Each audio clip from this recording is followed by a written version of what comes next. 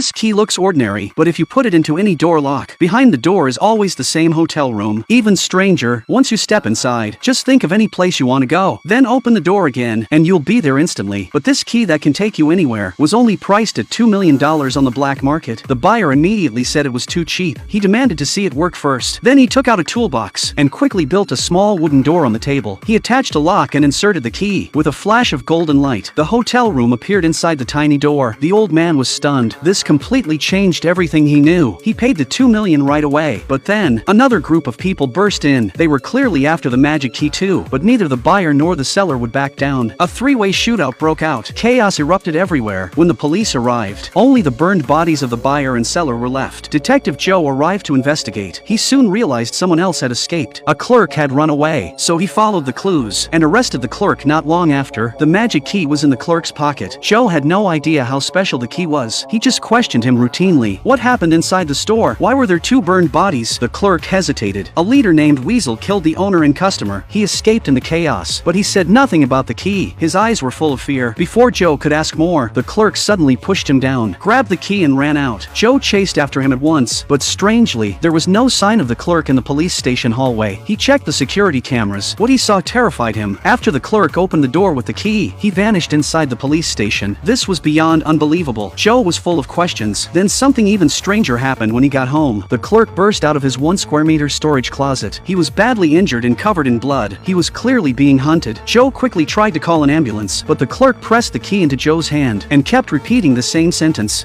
It opens every door. It opens every... What are you talking about? What are you talking about? It opens every door.